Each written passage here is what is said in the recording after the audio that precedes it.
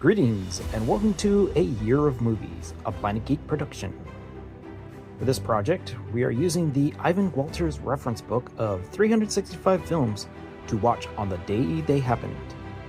Each day, we watch a movie associated with the date we are watching it on. Alright, so as it is January 8th, today we will be watching Blade Runner from 1982, directed by Ridley Scott and starring Harrison Ford. Okay, so my personal interaction with this movie is that my parents took me within the opening couple of weeks to go see this movie in the theater. So in 1982, I was 10, 11 when the movie came out. My younger brother, 2 years younger than me, also saw this movie. Obviously, the reason we went to see this movie is because of Harrison Ford. I mean, between Han Solo and Indiana Jones, we were excited to see another movie with this actor in it. My parents are aware of Ridley Scott and whatnot in his work, so we went to see this fascinating movie, and it's definitely something that has stuck with me my whole entire life, because I'm pretty sure I was a little too young and obviously didn't get all the references because I didn't know a lot about the story that this movie is based on as well. So that being said, Blade Runner stars, again, already mentioned, Harrison Ford, as well as Rutger Hauer, Sean Young, Edward James Olmos, Daryl Hannah, Emmett Walsh, Joe Turkel, and William Sanderson. So in the future, the Tyrell Corporation has created genetically engineered humans. And there is a mishap that happens on a ship, and they need to investigate the situation by pulling in a character known as Decker, who is Harrison Ford, who is known as a Blade Runner, as he is out there to hunt down and figure out where these 6 replicants really are. Now, this movie is filled with so much stunning sets, miniatures, special effects, costumes, lighting, acting. It's just a tour de force of everything being up on the screen for your enjoyment. It's just a spectacular movie to watch. I've had the privilege of being able to see this movie several times in its several different versions as well. Again, we're dealing with theatrical version, director's cut, and whatnot versions throughout the years. The one that I watched for this process is the theatrical version, as the my reference book by Ivan Walters states that the hour and 57 minutes that this running time of this movie is means that is the length of the theatrical cut. So with that information, it's the beginning of the sequence that has the date of January 8th actually starts at an hour and 27 minutes into the film. So a little more information is that the movie itself is based on Do Androids Dream of Electric Sheep by Philip K. Dick. And while it did not win any of the Academy Awards it was nominated, the ones it was nominated for were Best Art Direction and Best Effects, Visual Effects. Again, a spectacular cornerstone of sci-fi history when it comes to movies. It just sets up a whole entire cyberpunk sort of aesthetic that is introduced to the masses at this point back in 82. To be honest, of the list so far, this is definitely my favorite movie. Actually, pre-seen it, obviously, because it is one of the ones that I have seen constantly over and over again. So far on the list, this has been my favorite watch of the beginning of this project. All right, so that being said, we're going to wrap this particular episode up, and we're going to be talking about the movie for tomorrow's viewing. And that is, for January 9th, is going to be The Odessa File from 1974. So until next time, go see a movie. As it is January 9th, we'll be watching The Odessa File from 1974. Directed by Ronald Neame and starring Jon Voight. So to begin with, this is not the first time I've seen this particular movie. However, originally I probably saw it way back in the day when our family had one of the movie channels that they had in Canada, which would have been the equal to the HBO sort of thing back in the day. I believe it was First Choice or Super Channel, or it may have been First Choice Super Channel at the time, but I do remember seeing this movie on television.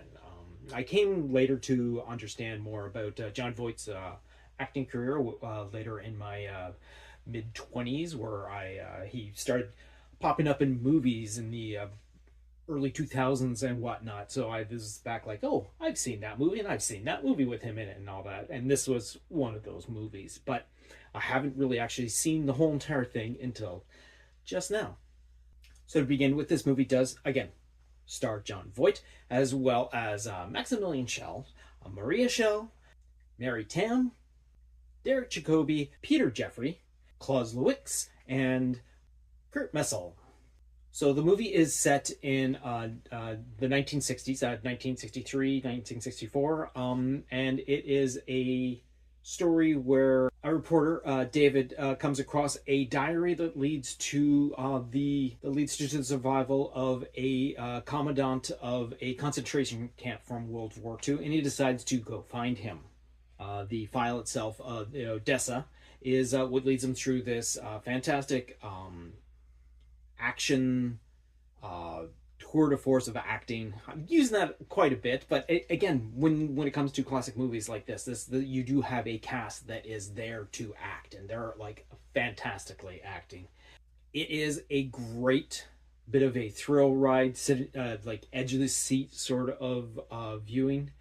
It's really cool. It runs over the 2 hour mark, actually 2 hours and 10 minutes, and it is actually an hour and 45 minutes into the movie where we actually discover our January 9th date. It's a great thriller. It's a great early thriller when movies like this were done properly. You had still big budgets, still had great cinematography. Again, a stacked cast, and you also have like really cool action sequences and a nice, unexpected twist ending. You have to watch it for yourself. Now, unlike pretty much every single other movie that we've seen on the list so far, this movie did not get any sort of Academy Award nominations. So we'll just skip that whole entire routine for now. And like I said, seen this movie a while ago, and it was nice to be able to revisit it. I've forgotten how colorful this movie was, how vibrant everyone looked in this the footage.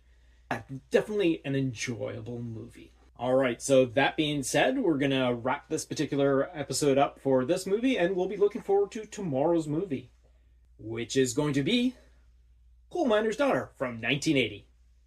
So until then, go see a movie.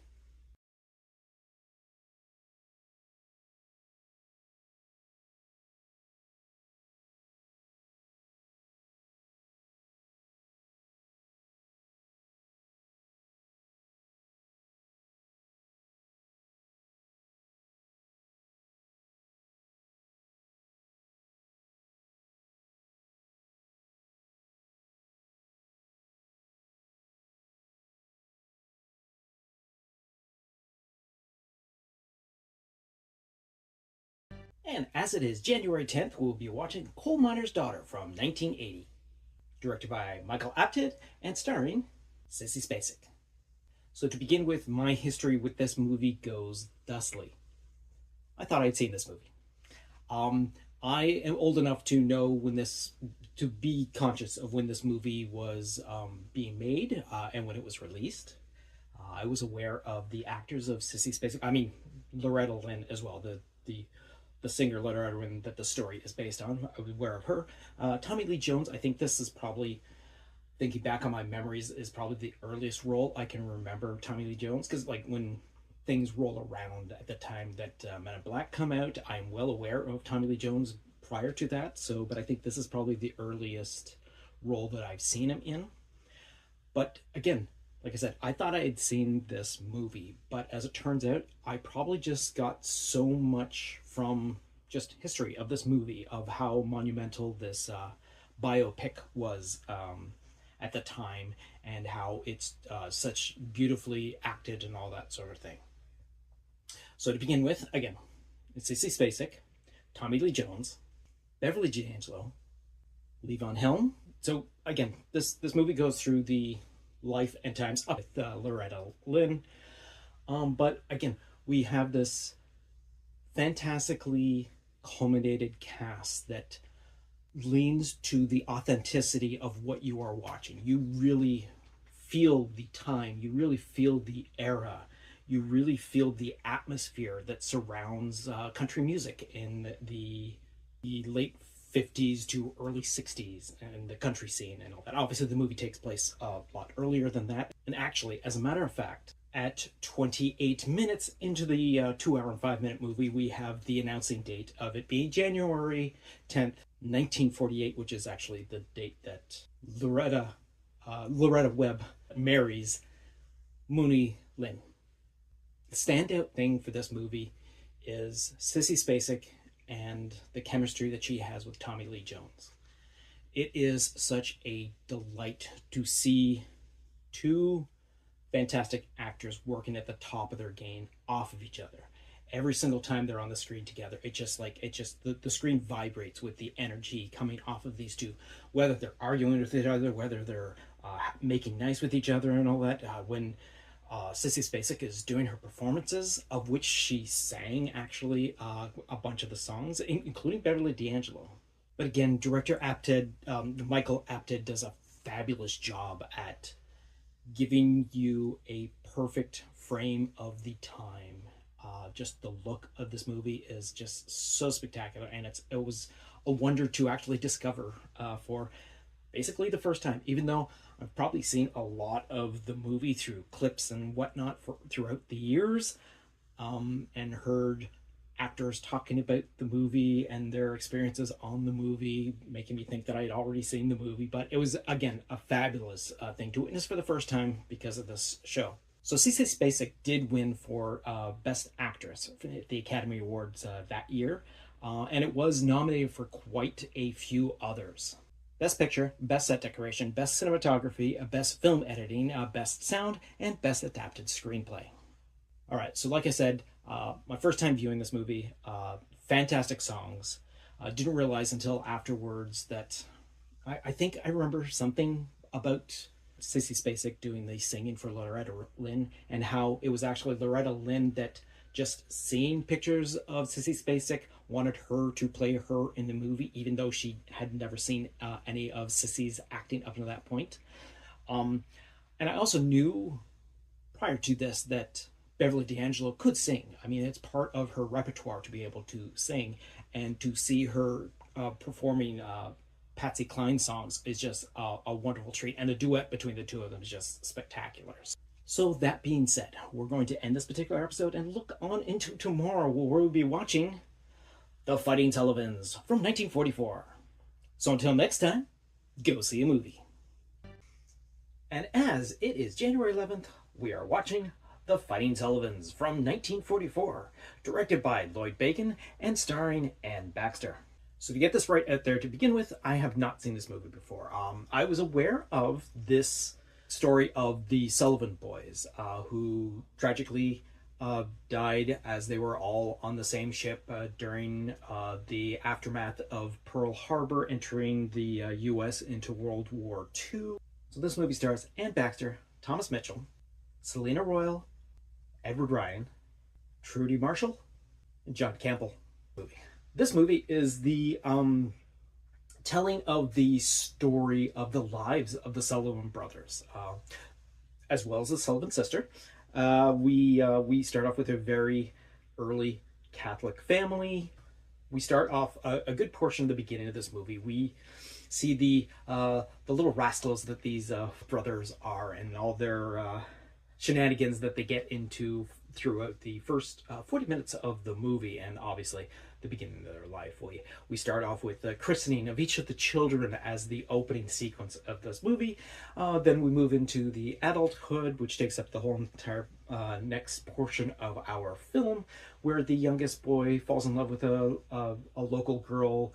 A romance starts and all that sort of thing, and then it leads to like the back third of this movie all of a sudden involves the bombing of Pearl Harbor and how the four boys, the one youngest unmarried one is regrettably not joining his brothers to sign up to go into the Navy to help fight in World War II, as it is now gone into full-blown. Situation turns out, new wife says, hey, you have to be with your brothers. History ensues, and we obviously know the outcome of this movie before the actual movie begins because of the story of the Sullivans themselves. This is a very romanticized telling of an era. I can't say it's a spectacular movie. I mean, it's a fun movie to watch. The characters are very predictable as to how they act. Not really any of the main boys have much of a different personality than the other than their vocation in life. Like one becomes a motorcycle driver. I don't know what the other guys are doing. And then we got the youngest who gets involved in the relationship and whatnot. But anyways, there's not much to the movie. It is surprisingly long for a movie from the 40s. It is an hour and 52 minutes, but it's actually not until an hour and 44 minutes into the movie, roughly, when we actually see the sinking of the ship. And as we know, according to history, that happens on the anniversary of today's date of the 11th. Yay! It is a bit of cinematic history for the American audience at the time. This movie was actually released like 2 years after the actual incident happened. So it's kind of pretty fresh in its mind, the loss of the Sullivan brothers. So it's culturally, it's a very significant American sort of thing. But yeah, I mean, I'm a fan of this era of movies as well. I mean, I'm a fan of almost any era of movies, but seeing something from this era that I had not seen before was actually quite entertaining to me. Now, as the movie was based on a true story, which is actually what happens at the end of the opening credits, because of course we're talking back in the day when the whole entire beginning of the movie was front loaded with all the credits. The last thing, credits after we see the director's name, we actually see, this is a true story. So take that how you would. But the Academy Awards gave a nomination to this movie for Best Writing Original Story. So we're just going to wrap up this particular episode and look into tomorrow for January 12th's movie, and that is going to be The Lord of the Rings, The Fellowship of the Ring from 2001. How's that going to have a date? Well, guess we got to watch the movie again. So until next time, go watch a movie. And today, being the 12th of January, we are going to be watching The Lord of the Rings, The Fellowship of the Rings from 2001, directed by Peter Jackson and starring Elijah Wood. So like everybody at the time, I got swept up in the whole entire Lord of the Rings sort of fever that was happening in the early 2000s. Big fan of movies being made, so there was a lot of pre-release stuff out there. Peter Jackson is fabulous at sharing information about how his movies are done and how things go and all that.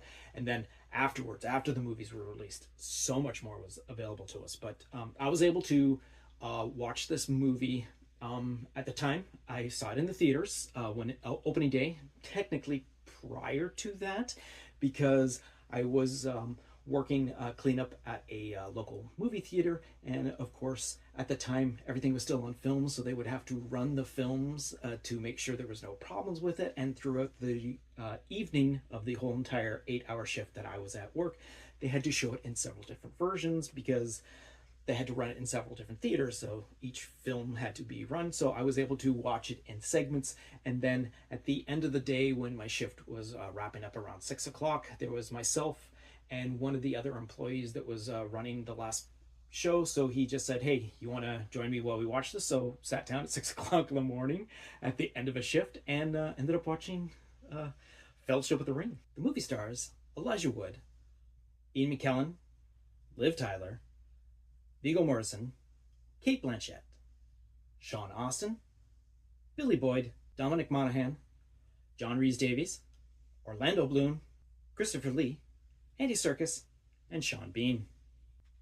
So according to my reference material, we're dealing with the 2 hour and 58-minute version of the movie. So that's the theatrical version of this film, which makes it a little easier because the director's cut is slightly longer. Not by much, but slightly longer.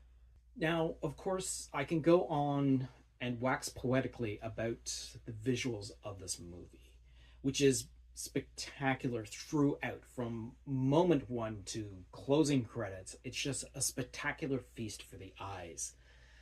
The use of both practical effects and digital effects and costuming and sets, recreation and vista views, and just using all sorts of camera tricks. It's just a phenomenal voyage to just witness on the big screen, which thankfully I was able to see this movie on the big screen a few times since its original release. But it's just such a beautiful movie just to watch. The acting is engaging. The story is so involving. The nice thing about this version of the story being told is you don't really need to know any sort of backstory. Backstory definitely helps. If you have backstory for any epic storyline to begin with, going into it, it always helps. It sometimes kind of hinders when you realize, why didn't they put that thing in? Or, wait, is that why we have this one character? Because those two characters are too small, so they've combined them into one, which is what happens in this. But not knowing anything is not a hindrance to you watching this movie. You can go in blind and watch from the beginning. You'll be given everything that you need to know as it's dealt out to you throughout the existence of this film. So one of the things I was skeptical about this movie being on the list is obviously I didn't technically look for it and whatnot, but I didn't know there was an actual calendar date listed in this movie. And according to the research, so at about 140 minutes into the movie is when our fellowship gets stopped by the snow going over the pass. And according to lore, that actually happens on the 12th of January. 3017 TA, I believe, is the year dating according to lore and whatnot. But yeah, so apparently they still have the regular months in Middle Earth. I go any more into this, I'm just going to start reciting scenes and whatnot. And again, every sequence and every scene and every character interaction is just so beautifully crafted, and Peter Jackson just does such a phenomenal job of culminating the most perfect collection of artists to help him pull this off. And of course, Peter Jackson's the first one to admit that this movie is not his movie. It's everyone that came together to pull it, from the actors to the writers to the behind the scenes people, the people that built the half sets, the people that built the digital sets, the costuming, the character design, the character creation. It's just a phenomenal act that was a monumental task, and it was surprising to see how this and its subsequent sequels were pulled off beautifully. So that being said, for the first movie, it did win an Academy Award for Best Cinematography and Best Visual Effects, Best Makeup, and Best Original Music Score. However, it was nominated for Best Supporting Actor for Ian McKellen, Best Art Direction, Best Director, Best Film Editing, Best Song, Best Picture, Best Sound, Best Costume Design, and Best Writing Adapted Screenplay.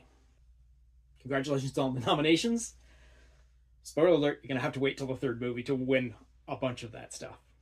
All right, so we're going to wrap up this particular episode, and then we're just going to be looking into the future for January 13th, and the movie is going to be Walk the Line from 2005. So until next time, go see a movie.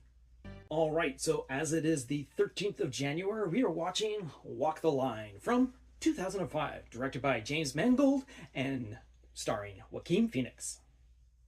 I am a fan of the biography movies, biopics, especially for musicians. A couple of days ago, we talked about Coal Miner's Daughter, having been my first watching to this.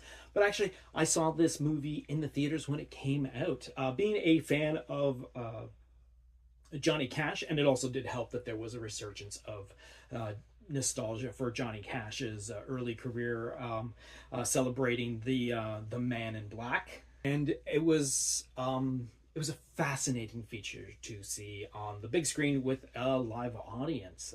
It's kind of neat to find yourself tapping your toe along to the songs that you know. So this movie again stars Joaquin Phoenix, Reese Witherspoon, Jennifer Goldwyn, Robert Patrick, Haley Ann Nelson, Dallas Roberts, and Johnny Holiday. So to begin with, this movie starts off right at the get-go, where Johnny Cash is waiting to perform his famous performance at Folsom Prison, which happens to take place on February 13th, 1968, which is like seconds into the movie where we find that out. So I don't have to wait long for the date for this. Now, again, this is a lot of like story told in flashback and whatnot, but it is a brilliantly shot and brilliantly executed biopic. Much like the Loretta Lynn story from Coal Miner's Daughter, Joaquin Phoenix does a fabulous job. And again, Joaquin Phoenix, one of the greatest actors we have currently working right now.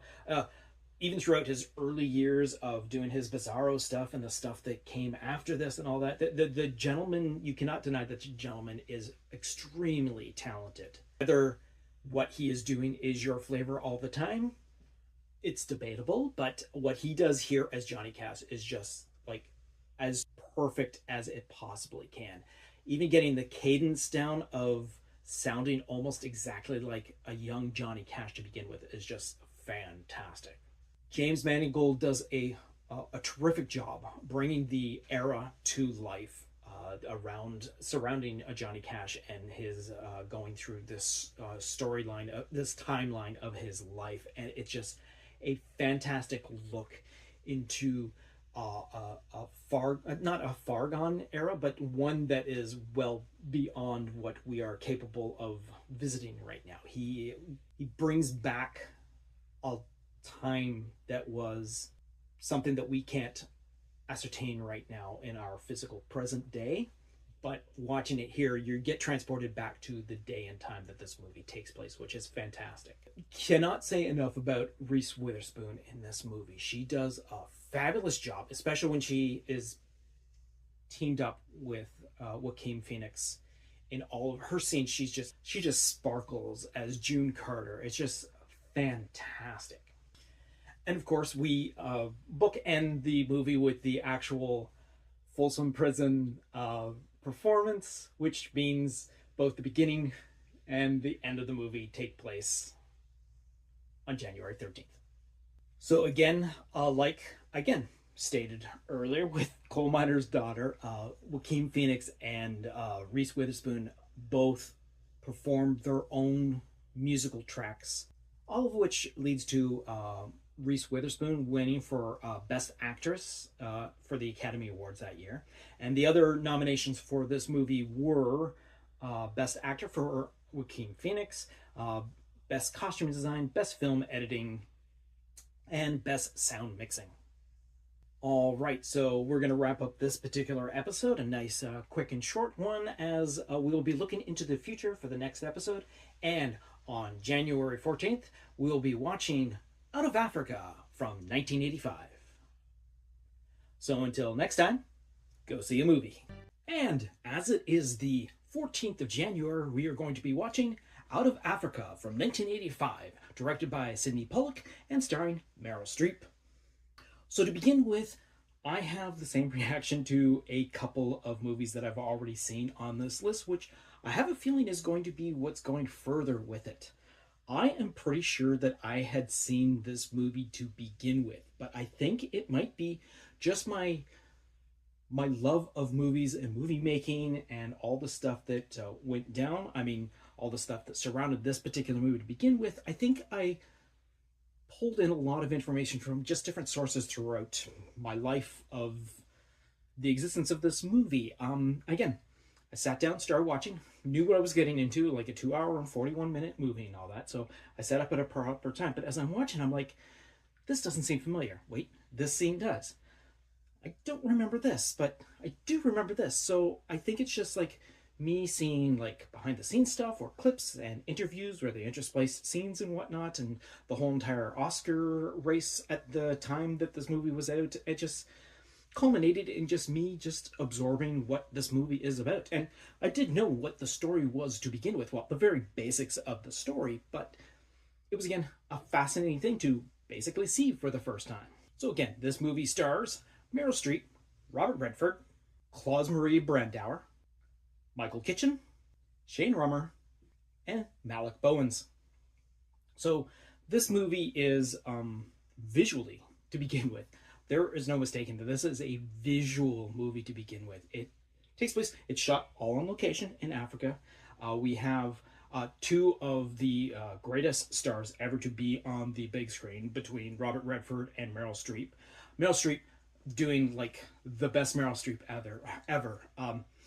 Again, she's known for this thing, to put herself so involved in a role, like just going as far as like the voice and whatnot. It's not her regular cadence and all that sort of thing, and it's just beautiful throughout. We get a voiceover of a older version of her character, talking over sequences throughout the movie and whatnot. But yeah, it is just, first of all, Sidney Pollack does a fantastic job of capturing the scope and the majesty of Africa in the 19-teens ish, where it starts and carries on from there. But it's just a fantastic movie to, first of all, visually watch. And then you add into these spectacular array of actors that just elevate storytelling to a higher level than normal. It's just a fascinating way how everyone interacts with each other. The costume, the era set costuming is so spot on. It's just again, without drawing too much into the actual like telling of the story and all that sort of thing, which is a love story throughout the history of the existence of these people intertwined with each other's lives and whatnot. It's just a fabulous, gorgeous story to be told. So the wedding of Karen Broer, who is Meryl Streep, and Claus Maria Brandauer, happens on the 14th of January, 1914. So, and that's like 7 minutes into the movie to begin with. So we get that out of the way nice and quick. So yeah, so the celebration of their wedding is that. And of course, as the story runs on, that relationship breaks down. Then Meryl Streep and Robert Redford hook up and whatnot, and they start a whole entire life together. And but yes, it's just a fascinating, it's just a fascinating story. So as pretty much everyone really knows, the history is this movie did go into was not only nominated for a bunch of Academy Awards, it actually won quite a few, such as Best Picture, Best Director, Best Art Direction, Best Cinematography, Best Adapted Screenplay, Best Original Score, and Best Sound. And it was also nominated for Best Actress for Meryl Streep, Best Supporting Actor for Claus Maria Brandauer, Best Costume Design, and Best Film Editing. So, ran the gambit of everything, and like I said, won 2 of the biggest awards of the night. Hence the reason why I thought I had already seen this movie, because back in the early 2000s. I took it upon myself to try and see as many of, at the time, like 26 years ago-ish, at the time, to see what was available to be seen as the best movie at the time. And of course, at that time, we don't have a Netflix. We don't have any sort of streaming service. We actually had to either have it in our collection, which I thought I had, but apparently I don't. But there was a video rental place that you would have to go to, which I'm pretty sure I had. But again, there was so much to this movie that I do not remember visually seeing, but so much that I did. So I'm wondering what the state I was in when I originally watched this. But to be fair, this was my first time watching it. Fantastic movie. Highly recommend. Right, so that being said, we're going to wrap up this particular episode of the show, and we're going to be looking forward into tomorrow's episode. So for the 15th of January, we're going to be watching The Bounty from 1984. So until next time, go watch a movie. This has been A Year of Movies, a Planet Geek production. Please be sure to subscribe, download, comment, share, rate, and review. Once again, another thanks to Ivan Walters for his book, A Year of Movies, 365 films to watch on the day they happened. Look for it online or at your local bookstore. Follow Planet Geek Productions on all of our social media.